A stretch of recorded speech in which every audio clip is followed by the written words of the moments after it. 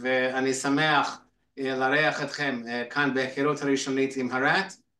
רק כדי לתת קצת רקע על עצמי, יש לי למעלה מ-30 שנות ניסיון כפסיכולוג חינוכי מאבחן.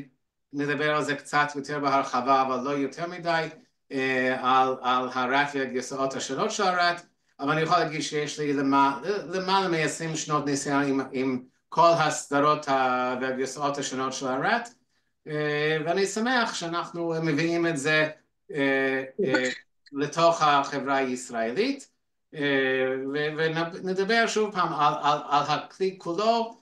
אנחנו ניתן ממש טעימה על עצם שימוש בכלי, כמו שתראו, נדבר על המחקר שנעשה, ונדבר על העברה וצינון, אז בסוף נציע גם כן אפשרות להרחיב את ההכשרה הזאת להכשרה יותר רחבה, או אצלנו בסייטק בירושלים, או שנוכל לעשות משהו אצלכם בשירותים מכונים למיניהם, וכל מיני אופציות שונות. אז בואו אני אבקש מאבי להציג את עצמו, ואחר כך את איילה, ואז נתקדם לעניין. אז שלום וערב טוב לכולם, קוראים לי אבי פרנק ואני עובד במחקר בסייטק כבר כמה שנים ועובד על הכלי הזה לא מעט זמן, אז אני מאוד שמח שאנחנו סוף סוף הגענו לרגע של להוציא החוצה את זה לעולם, ואני יודע שהרבה מאבחנים מאוד חיכו לזה, אז הרגע הגיע.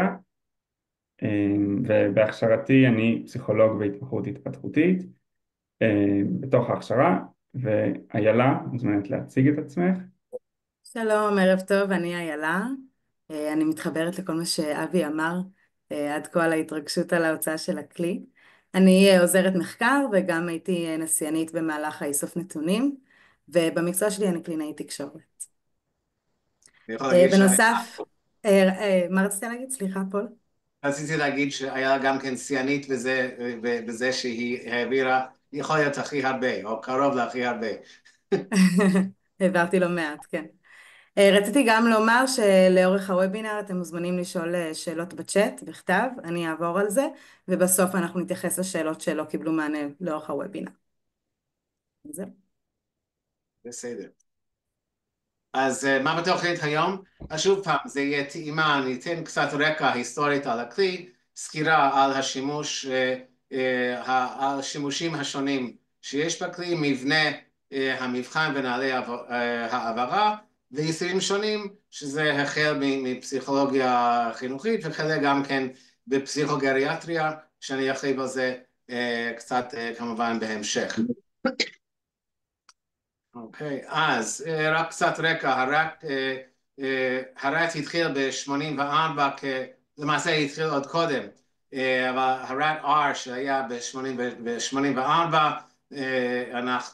היה עדכון של הגרסה מ-46, היה עדכון נורמות ב-78, הרת 3 שאני התחלתי לעבוד איתו אחרי 93, אבל לא הרבה, שעבדתי איתו קרוב ל-20 שנה, לא הכרתי יותר מדי קרוב את הרת 4, אבל מה שהיה ההבדל הגדול בין השלוש לבין הארבע, שהוסיפו גם כן עניין של הבנת הנקרא, אמנם זה משפטים קצרים, אבל אני חושב שזה גם כן שינה את הכלי באופן מהותי, כי בהתחלה זה היה קריאה מילים, חשבון ואיות, ספלינג, ואז הוסיפו ברת 4 ועכשיו הרחיבו את זה גם כן ברת 5, את העניין של הבנת משפטים, שכמו שאני אומר, זה נותן יותר אינפורמציה, לא רק קריאה טכנית של מילים.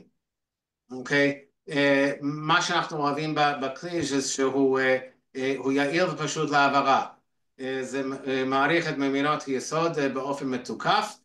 נדבר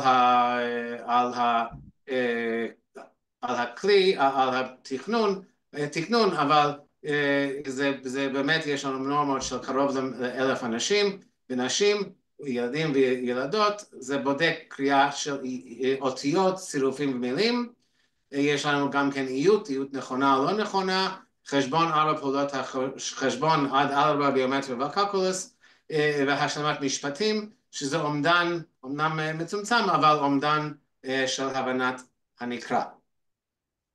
מי רשאי להעביר את זה? זה פסיכולוגים, פסיכולוגיות, אנשי מקצוע עם רקע באבחון, יועצות, מורות ומורים.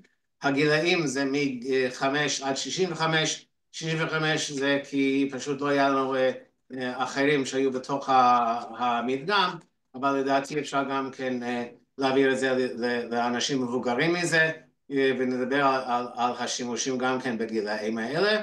זמן העברה לילדים צעירים שעוד טרם באמת הפנימו את הנקרא כהבנת הנקרא, בין 5 עד 7 זה בערך 20 דקות, שוב פעם זה תלוי בקצב הקריאה וזיהוי האותיות של ילדים, אבל כ-20 דקות, מגילאי 8 ומעלה, זה יכול לקחת מ-35 עד כ-40 דקות, תלוי גם כן, כמו בכל מבחן, את היכולת של האנשים להתקדם לתוך הפריטים היותר מורכבים וקשים. אוקיי? ושימושי המבחן זה תמיכה בהליכי אבחון למידה, כדי לדעת איפה הילד או ילדה נמצא בתוך הנורמה הארצית של ארבעת מיומנויות היסוד, וזה נותן הערכה של מיומנות לימודים, חוזקות כמובן וחולשות ברמה פרטנית.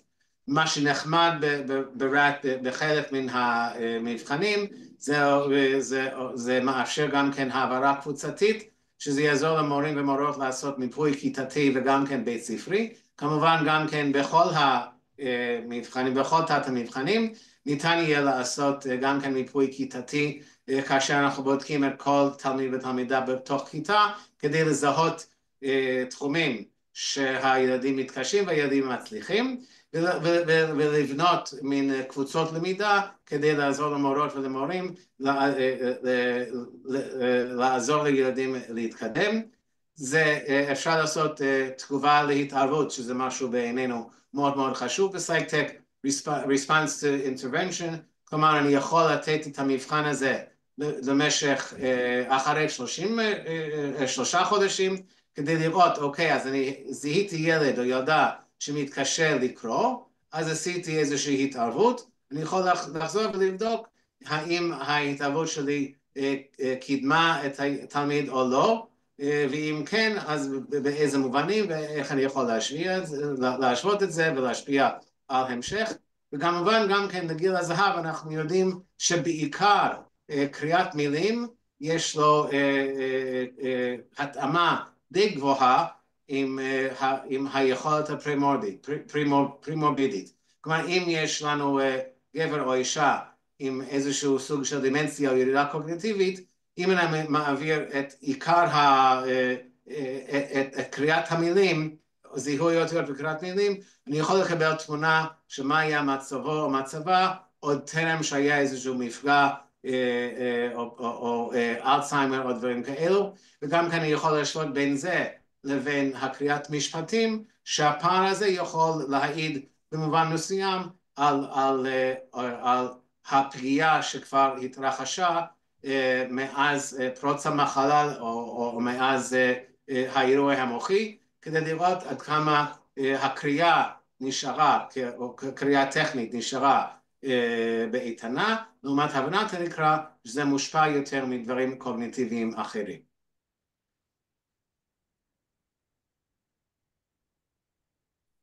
אוקיי, אז אני אדבר קצת על העברה וצינון.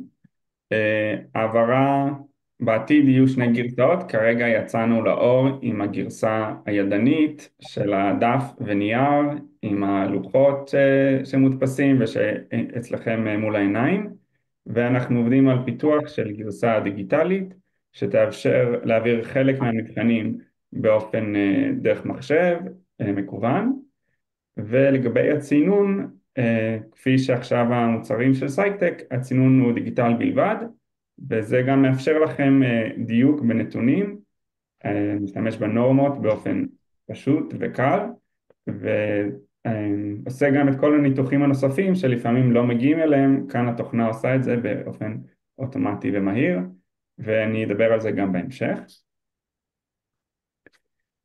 מבחינת חלקי הכלי, כן רציתי שתראו את זה גם באופן ויזואלי, כשהמבחן הוא מתחלק ל4 תחומים, קריאה, אני חושב שלאורך כל הערב אתם תשמעו את הדברים האלה ולאט לאט זה ייכנס לכם לתוך הראש, שתזכרו איך מבחן הרת בנוי. אז הקריאה שמחולק לפי התפתחות של הקריאה, מילים, צירופים, יש פה טעות, אותיות, צירופים ומילים. אחר כך איות, אנחנו נתחיל באותיות, אתם גם תראו את זה בהמשך, ואיות מילים. אחר כך חשבון, שזה מתחיל במשהו יותר לילדים קטנים, חישובים בעל פה, ואחר כך זה החישובים המתמטיים והשלמת המשפטים, שהוא מורכב אך ורק מהשלמת משפטים, והוא לא מתאים לילדים בגיל הגן.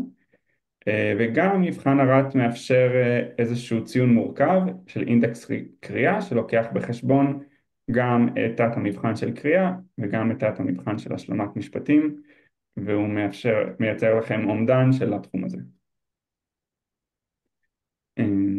אוקיי,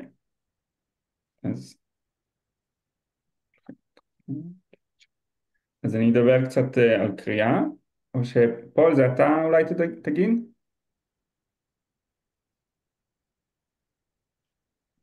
אוקיי. אז באמת קצת יותר בזום אין. מה? זה בסדר, כן. אוקיי.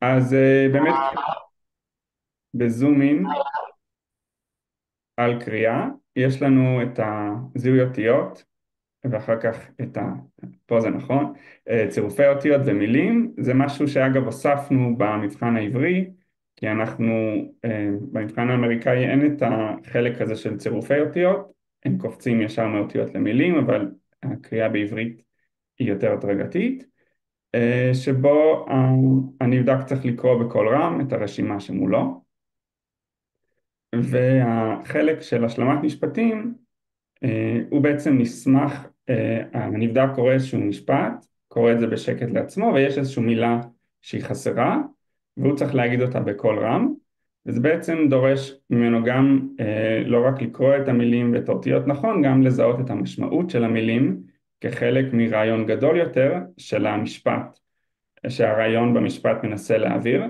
זה בעצם תת מבחן שאין לו תשובה אחת. לכל משפט יש כמה אפשרויות, גם תלוי ביצירתיות של הנבדק ובאופן החשיבה שלו, וזה כן מקום שהבודק צריך להבין בעצמו גם את המשפט ואיך הוא בנוי, ולפי זה לציינן את תשובת הנבדק. ושני הדברים האלה ביחד מייצרים את הציון המורכב של הקריאה. לגבי איות, אז בעצם מסתכלים על היכולת לאיית נכון. זה משהו בעברית הוא יותר, אני משווה בראש לאנגלית, שזה בעצם הגרסה המקורית, בעברית איות הוא יותר קל מאשר באנגלית, כי אנחנו נסמכים על שורשים, והשפה שלנו יותר מובנית. אז בעצם כאן הבודק מקריא את המילה לנבדק, והנבדק צריך לכתוב אותה, ויש לו גם איזשהו משפט כדי שיוכל להבין את ההקשר. יש לנו לדוגמה אור ואור, שאפשר להבין, צריך להבין מתוך ההקשר על איזה אור מדובר. במתמטיקה זה בעצם מתחיל מגן עד כיתה ב' ביכולת לספור. יש כאן לדוגמה את שלושת הברווזים האלה, זה אחת מהמטלות, זה לספור אותם. יש גם זיהוי ספרות, ואחר כך שאלות בעל פה של חישובים מתמטיים, ואחר כך בכיתה ג', אתם גם תראו את זה בהמשך, יש פתרון בעיות מתמטיות.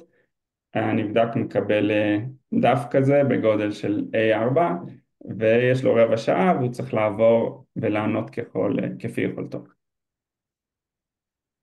אז מה יש לנו בערכה? מדובר כרגע על הערכה הפיזית, בדיוק צילמנו את זה אתמול בשבילכם.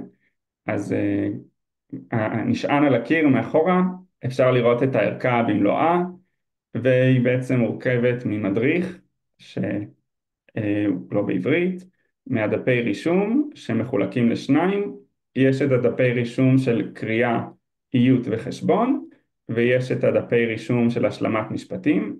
שם אתם כבודקים כותבים מה נבדק ענה, ויש לכם אפשרות לציינן, וגם שתדעו שכל ההנחיות המפורטות, לא כולם, אבל הרבה מאוד מהם נמצאים שם, כי אם אתם לא זוכרים בדיוק איך המבחן בנוי, יש שם את הכללי התחלה וכללי היפוך, אנחנו גם ניכנס לזה בהמשך.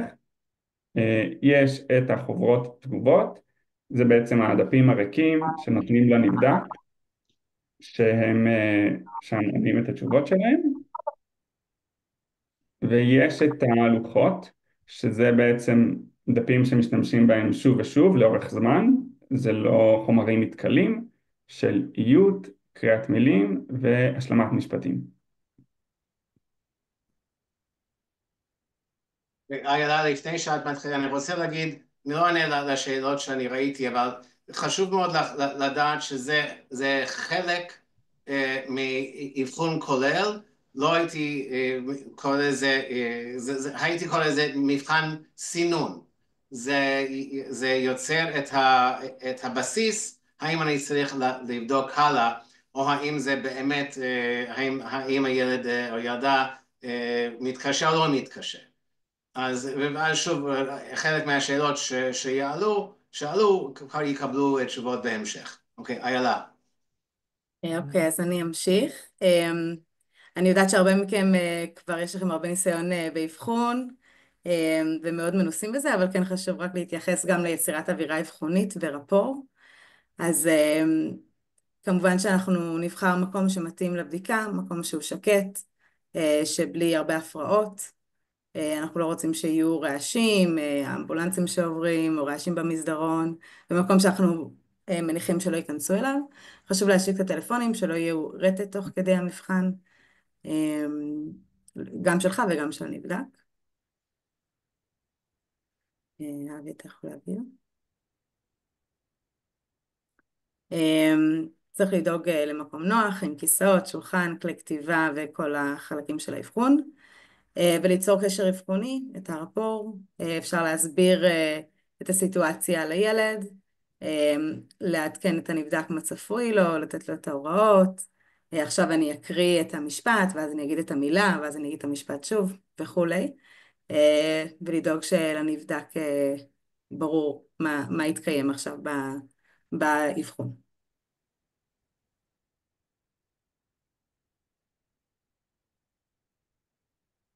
אוקיי, אז אני אדבר קצת על עניינים של העברה. אז קודם כל הציוד הנדרש הוא הערכה עצמה, זה אגב יהיה גם נכון להמשך. אז מדובר על הטפסים, הדפי רישום, החוברות תגובות והלוחות. בכל תת מבחן גם על הטפסים רשום מה בדיוק אתם צריכים. אוקיי. מבחינת נקודת התחלה, בכל הנקודות התחלה הן לפי כיתות, שזה שונה מרוב המבחנים האחרים שאנחנו כחברה מספקים, בדרך כלל זה לפי גיל, אבל יש משהו ברת שהוא באוריינטציה יותר חינוכית ובמסגרת של בית ספר, לכן הנקודות התחלה הן יהיו לפי כיתות, למרות שכתוב פה גיל, ורשום לכם איפה להתחיל, גם נפרט את זה, כמובן שאם הנבדק לא מצליח, כמו שהיה מצופה לפי הכיתה שלו, אז צריך לחזור אחורה. עכשיו לגבי כל זה גם אני רץ, בגלל ממה שראינו, כמעט כל מי שנרשם מאוד בקיא בהעברת אבחונים, אנחנו לא ניכנס לזה כל כך, אבל זה כן דברים שאנחנו נסביר בעברה. כשאנחנו נעשה עוד הכשרה שהיא יותר מפורטת, אנחנו כן ניכנס בזומים לכל הדברים האלה. אז יש לנו בעצם כללי היפוך, שזה כשהנבדק שהוא לא בכיתה א' או בכיתה ב', מתחיל בחלק מתקדם יותר במבחן, אם הוא לא מצליח בפריטים הראשונים, או הוא לא צבר מספיק נקודות בחלק בו הוא התחיל, הוא חוזר אחורה לפריט קודם. יש את הכלל הפסקה, שזה אחרי מספר תשובות שגויות רצופות, הנבדק עוצרים אותו ולא מציינים יותר. בכל תת מבחן זה קצת שונה, לפעמים זה 4 טעויות, לפעמים זה 5, אז כן כדאי לשים לב לזה. זה כמובן גם רשום בטפסים. וכללי הרישום והצינון, איזה תגובות נחשבות נכונות ואיזה תגובות לא נחשבות נכונות, הכל מפורט, ובשביל להעמיק יותר אז כדאי להסתכל במדריך. Okay. אוקיי, טוב, אז מה שאני, שוב, אני מסתכל כאן על הנקודות ההתחלה, אני לא אעביר על זה, אבל פה אנחנו יכולים לראות את הפירוט, ושוב פעם, במדריך וגם כן בטפסים, הכל זה נמצא, נקודות ההתחלה, נקודת היפוך וחלקים שונים, מה שאני רוצה להראות לכם זה כרגע את הדוגמה של הדברים, הילד שמרחף אצלנו כאן באמצע, הוא לא נמצא בטופס, אבל הוא חמוד ונחמד. אז חלק א' זה באמת זיהוי אותיות, וכמובן ילדים בגן, ילדים עם קשיי למידה, צריך לשים לב על הדברים האלו. כל תשובה נכונה, נגיד יש לנו שם את הצדי סופי, אבל גם ילד שיגיד צדי, זה תשובה מקובלת, ואנחנו יכולים להצביע על העניין של הוו ונון סופי, בחרנו אותם והפרדנו אותם, הפרדנו מהם, אבל כן באמת אני חושב שזה היה העניין, כדי לזהות גם כן את הניואנסים שיש בתוך זיהוי אותיות, זה גם כן הצירופים, הגה, ב, סע, טי וכולי, ומה שאנחנו לא רואים שם, אנחנו רואים את הז'ו, שיש לנו גם כן את הז'יין, ואני חושב שגם כן צ'אדי אחד, שלא מופיע, אבל שוב פעם זה צירופים, וכמו שאבי אמר קודם, הוספנו את זה, את החלק הזה, כי באמת זה חלק מהסינון החשוב שיש בתוך הקריאה בעברית, מה שלא נכון לגבי אנגלית בוודאי. ואז זה סוג של, ואז למטה יש לנו דוגמה של קריאת מילים, דג, עץ, צחק, אלו ה-12 המילים הכי פשוטות והכי בהתחלת הרשימה. אני יכול להגיד שכאשר התחלנו את איסוף הנתונים, רוב אלו שסיימו כיתה י"ב הגיעו לסוף, ואז הוספנו באמת 5 מילים יותר קשות, אנדרלמוסיה, זמפש, ספגת, עוד אחד ולעליה. אז שם אנחנו ראינו שיש אפשרות גם כן לעשות סינון לאלו שבאמת לא רק שסיימו את התיכון, אבל באמת אלו שבאמת יש להם קושי לקרוא. אז איילה יכולה לשתף אותנו קצת בניסיונות שלה בהעברה מרחוק, בהעברה באופן כללי. אז באמת במקביל להעברה פרונטלית, הייתה גם העברה מרחוק, לאיסוף נתונים של העברה מרחוק. אז במבחן קריאה, דגש שחשוב לשים לב אליו, זה שחשוב לעשות את זה על מסך של מחשב, שזה יהיה גדול מספיק, לא על טלפון, לא על טאבלט, וגם כשעושים, מציגים את המילים, צריך לדאוג שרואים את הניקוד, כדי שלא יהיו טעויות על בסיס זה. אז זה אחד הדברים היה חשוב לשים דגש עליהם גם בעברה מרחוק, וכמובן לבקש אם אפשר מהנבדק להקריא לאט, כי לפעמים מתחילים לרוץ בהקראת מילים, ובכל זאת אנחנו רוצים לתעד את מה שהם אומרים, אז זה בעברה באופן כללי.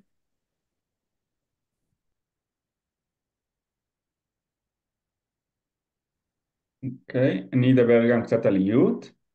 אז שוב, גם פה אנחנו גם נשלח לכל מי שנרשם לוובינר בהמשך את הסליידים של המצגת, כדי שזה יהיה לכם מסודר, אני יודע שזה חשוב לאנשים. אז בעצם מתחילים בכתיבת השם, בכתיבת אותיות, בכיתות גן א' וב'. אני אראה לכם את זה, זה בעצם איזשהו פיצ'ר די נחמד במבחן. כמו שאנחנו יודעים, ילדים הדבר הראשון שהם לומדים לכתוב זה את השם שלהם באופן ישר או באופן הפוך, אבל הם אוהבים לכתוב את זה וזה כיף, ואז בעצם נותנים להם לכתוב את השם שלהם, וזה בעצם דרך כדי לראות ולזהות את היכולת האוריינית הראשונה של הילד. אנחנו לא בודקים אם הוא יודע לכתוב את השם שלו נכון, אלא זה הזדמנות עבורו לקבל עד 2 נקודות של כתיבת אותיות. אז באמת לא משנה גם אם הוא כותב את זה ישר או הפוך, כמובן שזה משנה באופן קליני, אבל מבחינת הצינון זה לא משנה. ואחרי שהוא כותב את השם שלו, אז בעצם נכנסים לאותיות ספציפיות שמבקשים ממנו לכתוב. ומכיתה ג' ועד מבוגרים, אז אנחנו כבר מבקשים מהם לכתוב מילים מלאות, זה מה שהזכרתי קודם, שאנחנו אומרים את המילה, ואז אנחנו אומרים משפט, ושוב את המילה. גם כאן אתם יכולים להתרשם מכלל ההיפוך, שאם הילד מצליח פחות מחמש מילים, למרות שהוא בכיתה ה', אז אנחנו צריכים לחזור איתו אחורה, לראות את היכולת שלו בכלל לכתוב אותיות, ואת כלל ההפסקה. איילה. ככה. אז אני אפרט קצת על העברה מרחוק. אז בעצם המבחניות בעברה מרחוק זה מבחן הקלדה. אז לכן אנחנו, לא אמרתי את זה לפני, אבל העברה מרחוק נעשית החל מכיתה ג', מכיוון שילדים צעירים יותר יש להם פחות התמצאות עם המקלדת, פחות מבינים אותה, זוכרים אותה. חוץ מזה שזה אולי יפגע להם בציון, זה גם לוקח המון זמן. מניסיון ניסינו את זה כמה ילדים ראשונים וזה לא מומלץ. אז זה הוחלט שזה החל מכיתה ג'. אז קודם כל חשוב לוודא שהדפדפן מנוטרל מבדיקת איות, שלא יהיה את הקו האדום מתחת, כדי שהילד לא ידע שהוא טעה או צדק. בנוסף, ראינו שזה מאוד חשוב שאם אני מעבירה את זה בזום, שגם המקלדת שלי הבודקת וגם המקלדת של הנבדקת יהיו בעברית, אחרת זה יוצר כל מיני בעיות, נגיד במקום תף זה ישים פסיק, במקום פייס סופית זה ישים נקודותיים, אז זה איזשהו באג כזה, אז צריך לוודא ששני המקלדות הן בעברית. גם צריך לשים לב שאנחנו נצפה לסוגי טעויות שונים. אם בכתיבת אותיות אנחנו נראה שגיאות כתיב רגילות של עין, א' וה', אז בהקלדה גם נראה טעויות נוספות כמו החלפה בין נון סופית לו' וטעויות מקלדת למיניהם.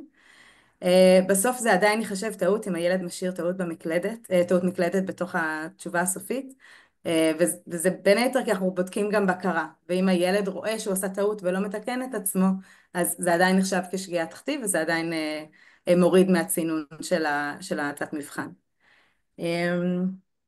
וזהו, חוץ מזה, אחד הדברים גם שראינו זה שחשוב נורא לדבר לאט ולהעביר צלילים שפחות עוברים בזום בצורה איטית יותר, מכיוון שיש צלילים שלא תמיד עוברים מבחינה אקוסטית.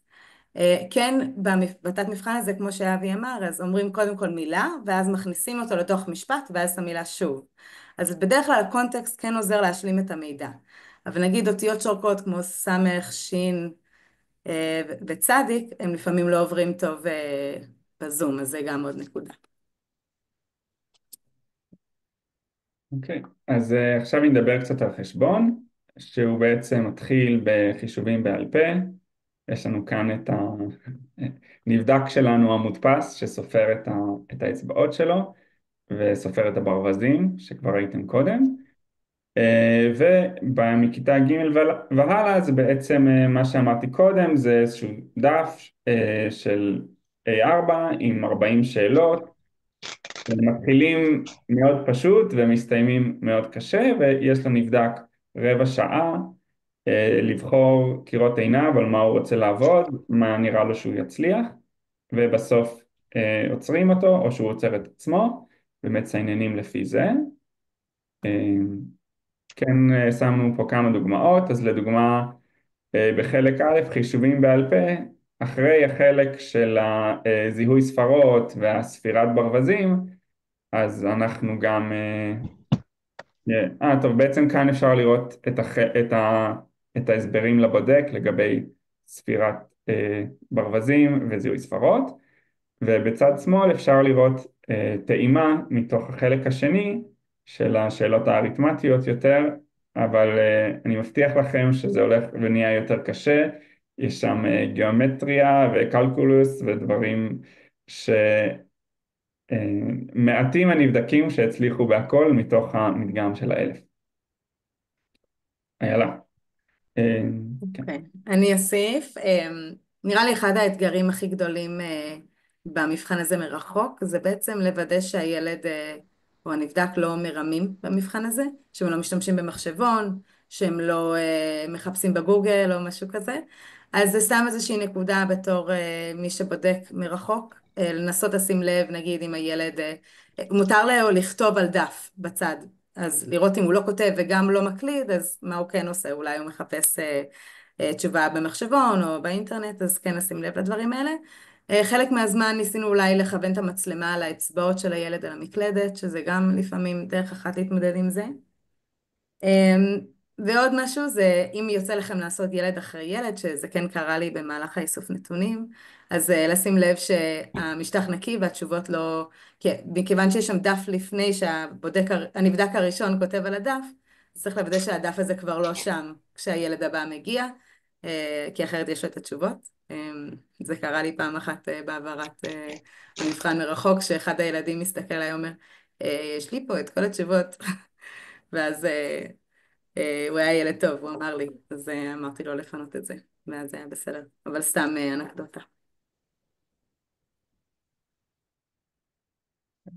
יש לנו עכשיו את העניין של השלמת משפטים. זה סגנון של הבנת הנקרא, אם אני מתייחס לחלק מהשאלות שעלו, זה לא הבנת הנקרא של טקסטים ארוכים. אלו ששאלו לגבי הקאופמן, או אם מישהו מכיר את המבחנים הישגים של וודקוק ג'ונסון, זה די דומה. יש משפטים קצרים, ומתוך זה הילד או ילדה הנבדק צריך להגיד איזה מילה מתאימה כדי להשלים את המשפט. ושוב פעם, יש לנו את נקודות התחלה ונהלים האחרים, והנה יש לנו כמה דוגמאות של המשפטים. לציפור לדבר יש כנפיים, ולכן שתיהן יכולות, ואז ילד צריך או ילדה צריך להגיד לעוף, להתעופף. אנחנו בחרנו כמה תשובות נכונות, כמה תשובות שגויות, כל כך לפי שיקול דעת של הבודק או בודקת, אנחנו יכולים להגיד שהתשובה היא נכונה או לא נכונה, או שאני מבין טוב את המשפט. בבוקר השמש זורחת, בערב השמש שוקעת או יורדת, נכון? אני יכול מתוך השיקול הקליני להבין, שאם הילד או ילדה אומר השמש שוקעת, הוא משתמש במשלב לשוני קצת יותר גבוה. אבל זה לא זה לא חשיבות המבחן. אני רוצה לדעת אם ילד יודע להשלים את המשפט מתוך ההקשר. אבל מה שמעניין אותי באופן כללי זה הציון, אבל מה שמעניין אותי שאני הולך לכתוב את הדוח זה גם כן המשלב הלשוני. נכון, יש דברים שהם פשוט לא ניתנים לוויכוח, אבל בגדול אני רוצה לראות שהילד מתוך ההקשר מבין. שוב, זה לא טקסט ארוך, וכמו שכתב מישהי, לא זוכר מי כתבה את זה, זה מבחן סינון ראשוני, וזה יכול גם כן להשלים את המסלול, בזה יש לי כאן קריאת מילים שזה לא נמדד בזמן, לעומת המסלול שיש לו מדד של זמן, קריאת מילים בדקה. אז אנחנו יכולים בהחלט לראות האם יש הבדלים בין הילד שקורא ויודע בלחץ זמן, או האם יכול לקחת ובאמת לעשות קריאה מנחשת או מצרפת, אבל בסופו של דבר מגיע לתשובה הנכונה.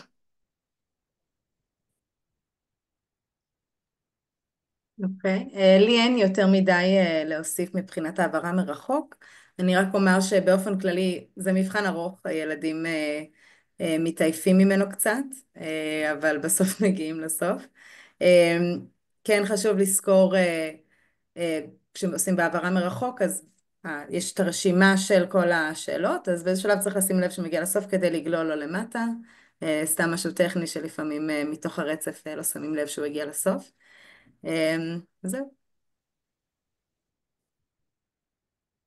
אוקיי, אז בעצם כמו שפול הזכיר, יש אפשרות להעברה בקבוצות קטנות. זה מיועד, בעצם במדריך הם ממליצים עד 5 נבדקים, וגם שזה יהיה מכיתות ג' ומעלה.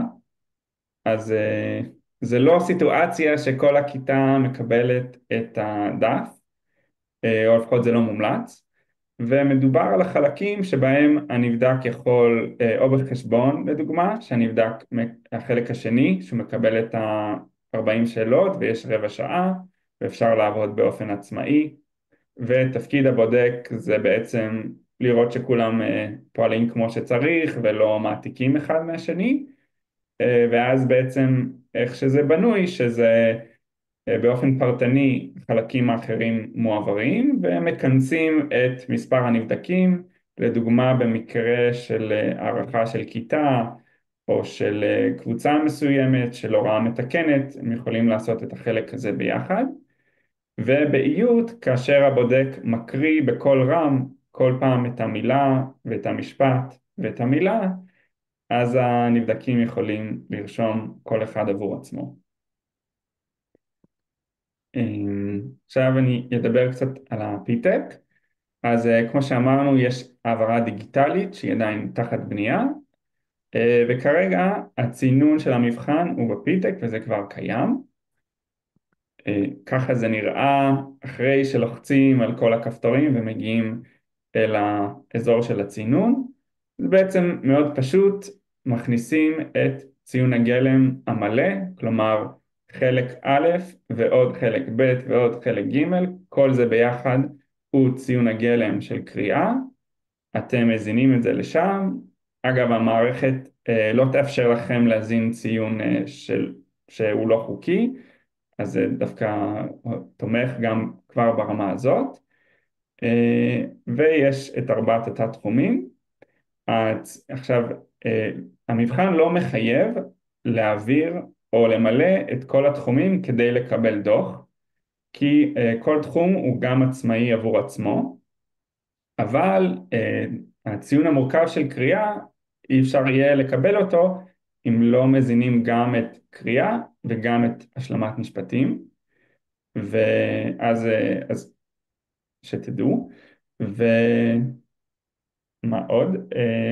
טוב, גם תראו את זה בהמשך, אבל המערכת גם עושה את ההשוואות בין תת התחומים, אם אתם רוצים לדעת איך הוא בחשבון לעומת כתיבה, אז בעצם בפיתוח הנורמות אנחנו השווינו את הפערים בין חשבון וכתיבה לאורך כל הנבדקים, ואז אנחנו בעצם הנורמות אומרים כמה זה נפוץ או לא נפוץ הפער הזה שצפיתם בו. עכשיו סוגי הציונים, אני לא אכנס לזה לעומק כי אין לנו זמן לזה, אבל יש את ציון הגלם שזה מה שאתם תזינו בתוך הפיטק, ומתוך זה יש את ציון התקן שהוא כבר בהשוואה לנורמות של שאר המדגם. יש את רווח הסמך שזה כשרוצים רמת ודאות יותר גדולה של 95%, אז אפשר להגיד אוקיי הציון שלו 90 אבל הוא בטוח גם אם יש קצת טעות בין סתם אני אומר 80 ל-100. אחוזונים זה איפה הוא באחוזים ביחס לשאר האוכלוסייה. הציון המורכב הוא מה שהזכרתי סביב ציון מורכב של קריאה. קטגוריה תיאורית זה תמיד מאוד חשוב, בטח בדוחות שאנחנו גם רוצים לכתוב את המלל המתאים ולא רק את המספר, אז הכל מאוד ברור ויש לנו גם שקופית לזה תכף. ציון תואם כיתה זה בעצם עוד משהו שמבחן הר"ת נותן, איפה הציון הגלם הזה אומר על הכיתה, באיזה כיתה זה מצופה לקבל את הציון הזה. ויש את ערכי מדד השיפור, באנגלית זה growth scale values, זה בעצם מדד שהוא מאפשר לבחון את הנבדק אל מול עצמו, כלומר אם נבדק בהקשר של RTI בתגובה להתערבות, אם בתחילת כיתה ב' אני מעביר לו את מבחן הר"ת והוא מאוד מאחורה ועובדים איתו חצי שנה ומעבירים לו את זה עוד פעם, אני רוצה ויכול להיות ואני רוצה לבדוק מול עצמו האם הוא ישתפר או לא. יכול להיות שבציון תקן יש איזשהו שינוי סתם אני זורק מ-75 ל-80, האם זה מובהק? זה לא אומר לי, לכן אני משתמש בערך מדד השיפור. אז אני אדבר גם טיפה על המחקר. אז מבחינה המספרים האלה הם יצאו תמיד נורא קרובים להיות עגולים, אבל כמובן היו יותר נבדקים, אבל תמיד צריך לפסול כשיש נבדקים שהם לא תואמים למדגם או שיש איזושהי טעות בנתונים. אז באוכלוסייה הנורמטיבית יש 900 פחות 1 נבדקים, ובאוכלוסייה הקלינית 60 פחות 1. רוב המדגם הוא תלמידים מגילאי גן עד כיתה י"ב, והאיסוף של המדגם הוא נעשה באופן מתואם עם הריבוד שיש בחברה הדוברת העברית בישראל, לפי זרמים חינוכיים, כלומר לפי זרם ממלכתי וממלכתי דתי וחינוך עצמאי או חרדי, וגם לפי רמות השכלת הורים של שנות לימוד. מבחינת המהימנות של תתי התחומים, הם נעים בין טובים מאוד למעולים, שקריאה ועיון זה 86, וחשבון והשלמת משפטים יצאו כל אחד 92. התוקף של המבחן הוא גם מתבסס על תוקף של תוכן ותוקף מבנה, המבחן נבנה בייעוץ עם מומחים בתחום הלשון ומומחים בתחום המתמטיקה, כמובן שהוא נבנה גם לפי החשיבה של המבחן הרד בארצות הברית, ויש תוקף של קבוצות קליניות, לקות למידה, הפרעת קשב, מחוננים, כל זה מפורט במדריך, ובהתאמה עם מבחנים קוגניטיביים, וויסק וויפסי. אוקיי, פה נקפוץ קצת לאיך נראה דוח לדוגמה, איך נראה בפועל כל הסוגי ציונים שהמבחן נותן. הם קצת נזרקים על טבלה שאפשר לראות בפיטק. אז קודם כל אפשר לראות אני עובד פה מצד שמאל לצד ימין, זה מתחיל בקריאה, איות, חשבון, מדובר על ציון תקן, ואפשר לראות אם זה בתוך הנורמה או לא. יש איזשהו פס אפור בטווח הנורמטיבי של 85 עד 115, זה נבדק מאוד נורמטיבי, אז כל הציונים שלו הם כאלה, ואז אני יורד לטבלה, רואים כל תחום, את ציון הגלם שלו, את ציון התקן שלו, את רווח הסמך ברמת 95%, את האחוזון, את הקטגוריה התיאורית, את ציון תואם הכיתה, והגענו גם לערך מדד השיפור, שהוא דווקא משחק תפקיד יותר בדוחות השוואה, אנחנו נראה את זה גם בהמשך. ובדוח לדוגמה 2, שזה ילד שהציונים שלו קצת פחות ממוצעים, אפשר לראות, לדוגמה אני יורד בטבלה של השוואה בין איך הוא הצליח בתחומים השונים. אז בקריאה אל מול השלמת משפטים, בקריאה תחת עמודת ציון 1 הוא קיבל 95, והשלמת משפטים 79, זה הפרש של 16, הערך הקריטי כדי שזה יהיה מובהק הוא 13.8, 16 גדול מ-13.8, לכן זה ערך מובהק. ואז התוכנה אומרת לכם מה שיעור הבסיס שמראה את הפער הזה של פלוס מינוס 16 בין קריאה והשלמת משפטים, אז יותר מרבע מהאוכלוסייה מציגה את הפער הזה. כלומר, זה מובהק, אבל זה לא מאוד נדיר. ובעצם השיעור הבסיס זה עוד כלי שנותן לכם להבין עד כמה המובהקות הזאת בעלת משמעות או לא. כאן זה שקופית שפשוט מראה את ההתפלגות ואת הקטגוריות התיאוריות. זה לפי כל שאר המבחנים של פירסון, שהוא המוציא לאור של המבחן הזה. ורציתי להראות לכם גם דוח השוואה. כאן זה נבדק שאותו נבדק, המבחן רק יצא לאור עכשיו, אז לא יכלנו ממש לעשות השוואה של חצי שנה או כמה חודשים, אז הכל פה בתוך אותו חודש, אבל בפעם הראשונה בנבדק המומצא הזה שנקרא לו משה, הוא לא בכלל עבר את תת מבחניות בפעם הראשונה, לכן זה לא מופיע, רק בפעם השנייה. ובתחומים האחרים אפשר לראות את הירידה שהוא הראה בכל התחומים.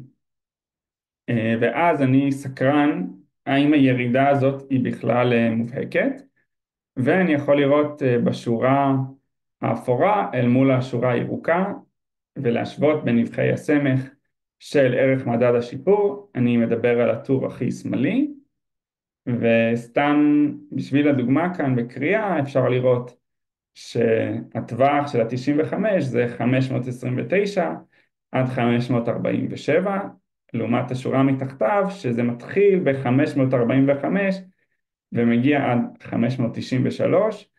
אז למי שלא מכיר, ערך מדד השיפור, GSV, זה סולם שהוא נמצא במאות, הממוצע שם זה 500, כאילו זה בערך נבנה סביב 500. אני חושב שזה ככה כדי לא לבלבל את זה עם אף סטטיסטי אחר. אני לא מכיר משהו במספרים האלה, אז תמיד כשאני רואה את זה אני מבין שמדובר על ערך מדד השיפור. אז כאן ספציפית זה בדיוק הערך מדד השיפור הוא פוגע אחד בשני ויש איזושהי חפיפה, לכן אני לא אגיד שהיה דרדור מובהק ביכולות. אוקיי, אז הגענו לסוף, נתייחס לשאלות אם יהיו. רוצה להתייחס דקה לפני איילה שתקריא חלק מהשאלות.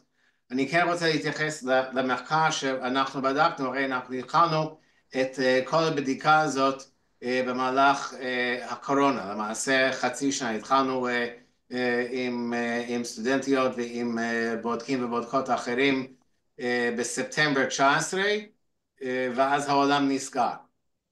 אז לכן התעכבנו קצת עד שהגענו להעברה אינטרנטית, ומה שחשוב לנו להגיד כאן שלא היה הבדל מובהק בין הממצאים לאלו שנבדקו מרחוק לבין אלו שנבדקו בארבע עיניים עם או בלי מסכות, וכמובן גם כן אחרי שהמסכות היו חיוניות.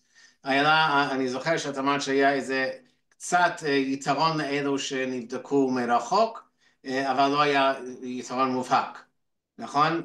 וראינו אם זה היה אולי קשור לעניין יותר של השכלת הורים. כן, אני נזכרת עכשיו שהיה יתרון מאוד קטן, נראה לי, מבחינת הסטטיסטיקות, אבל ראינו שאולי זה באמת כן קשור למעמד סוציו-אקונומי, שמי שנבחן מהבית היה דווקא במעמד סוציו-אקונומי גבוה יותר. אז היה איזה שאלות היו שלא נענו? אתה רוצה שאני אקריא שאלות מתוך מה שעלה כאן? אוקיי, אז אני אתחיל מההתחלה. האם יש השוואה בין הבנת הנשמע והבנת הנקרא, והאם יש מילות תפל? אז נראה לי שהתייחסנו. אין מילות תפל. לכן אני אומר, המסלול והר"ת יכולים להשלים כדי להגיע לתמונה יותר דידקטית. היה גם כן שאלה האם זה יכול להוות את כל החלק הדידקטי. אני לא הייתי אומר שזה יכול להיות כל החלק הדידקטי. זה יכול לתת לנו תשובה או הסתכלות מאוד מאוד ממוקמת בחלק הדידקטי, ואז הייתי משלים עם זה עם מבחנים אחרים. אני חושב שזה והמסלול, לא רק אנחנו מוצאים את המסלול, יכול להחליף בגדול מבחנים כמו א' עד ת'. אני יכול להגיד שלפחות כאן הנורמות הן מעודכנות. המסלול אנחנו עוד נצטרך לחשוב כי יש גם כן עדכונים למסלול, אם נעשה עוד גרסה של המסלול. אבל שוב, מה שאין כאן, מה שיש מבחנים אחרים, זה קריאה של טקסט יותר ממשפט אחד או שניים. נכון? אז לכן זה יכול לתת לי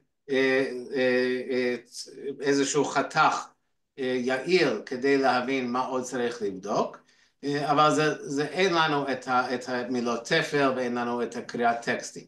וכמובן, כמו שראינו, יש בהחלט יכולת להשוות בין ציונים לציונים שונים, ובעיניי הדבר הכי נכון להשוות זה קריאת מילים ולעומת השלמת משפטים. עוד שאלות. שאלו כאן מדוע אין קריאת טקסטים? אין קריאת טקסטים. טוב, בסדר.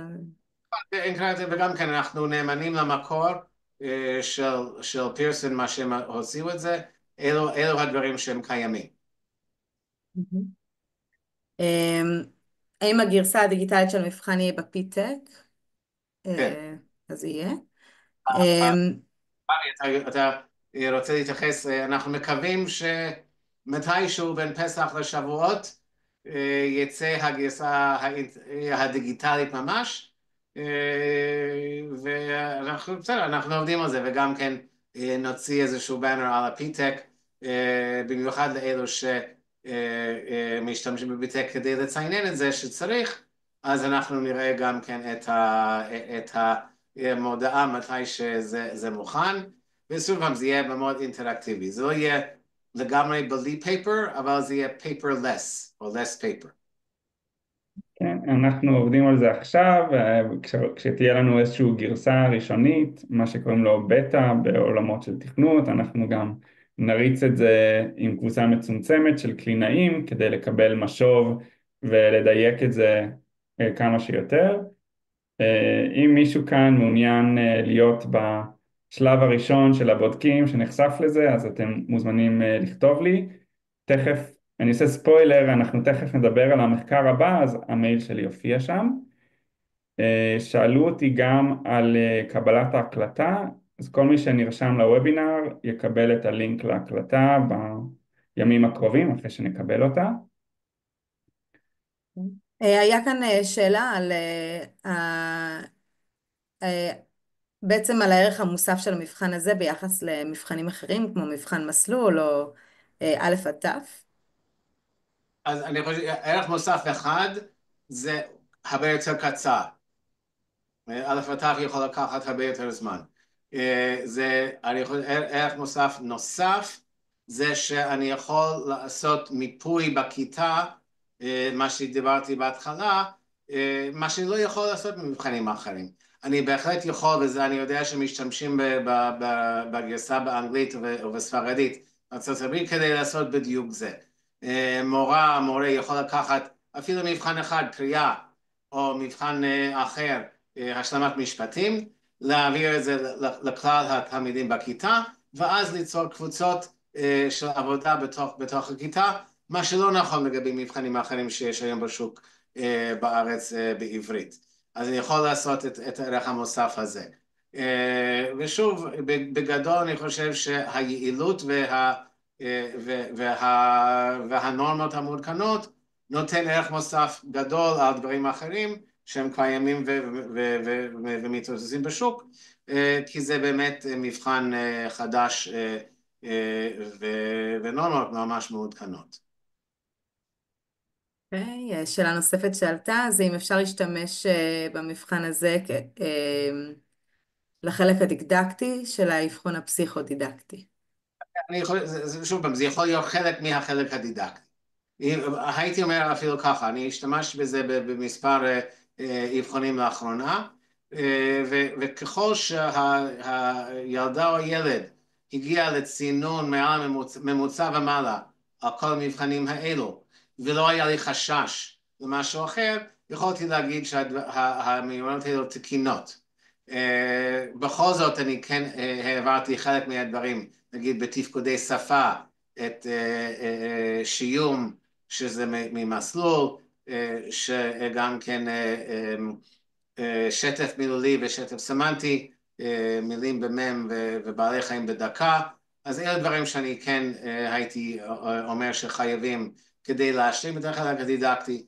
גם כן העתקה, יש כאן רק איות, ואני יכול להתרשם אם לילד יש קושי באמת בעיצוב אותיות, לא הייתי מאבחן דיסגרפיה אך ורק על כתב לא קריא במבחן RAT למשל.